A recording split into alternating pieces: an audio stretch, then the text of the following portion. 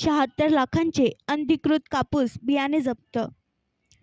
चंद्रपूर जिल्ह्यात खरीप हंगाम 2024-25 ला सुरुवात झाली असून शेतकऱ्यांना अधिकृत बियाणे मिळावे तसेच जिल्ह्यात अनधिकृत बियाणांची साठवणूक, विक्री व शेतकऱ्यांची फसवणूक होणार नाही यासाठी जिल्हा प्रशासन, पोलीस विभाग आणि कृषी विभाग ॲक्शन मोडवर आला आहे।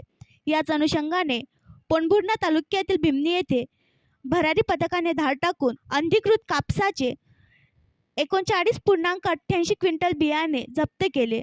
भिमनी येथील नीलकंठ गिरसावडे यांच्या शेतातील पक्क्या घरात संशयास्पद अनधिकृत कापूस बियाणे असल्याची गुप्त माहिती मिळाल्यावर भरारी पथकाच्या माध्यमातून 76,57,000 रुपये किमतीचे 39.88 क्विंटल अनधिकृत कापसाचे बियाणे पकडण्यात आले आहे।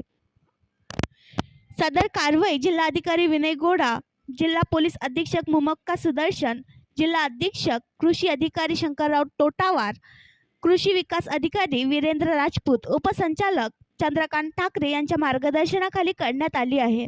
जिल्ह्यातील शेतकऱ्यांसाठी परवानाधारक कृषी केंद्रात कापसाचे बियाणे उपलब्ध करून देण्यात आले आहेत। या केंद्रातूनच शेतकऱ्यांनी अनधिकृत बियाणे खरेदी करावे असे आवाहन कृषी विभागाने केले आहे।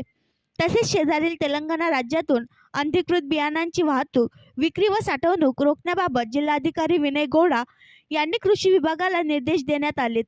याबाबत कृषी विभागाकडून दैनंदिन माहिती मागवण्यात येत आहे। तसेच अनधिकृत बियाणांबाबत जिल्हा प्रशासन अतिशय सक्त असून जिल्हाधिकाऱ्यांची यावर करडी नजर आहे। भिमनी येथील अनधिकृत संशयित कापूस बियाणाचा साठा इतरत्र परिसरात कुठेही विक्री केला आहे का, यावर कृषी विभाग व पोलीस विभागातर्फे तपास सुरू आहे। अनधिकृत कापूस बियाणांवर कुठल्याही प्रकारचे लेबल क्लेम नसतात। असे बियाणे पेरणीकरिता वापरू नये।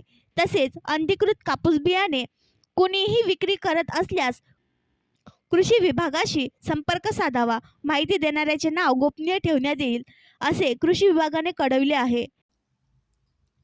आणखी नवीन व्हिडिओ पाहण्यासाठी आमच्या देशमुख एक्सप्रेस न्यूज चॅनलला सबस्क्राईब करा, लाईक करा आणि शेअर करा।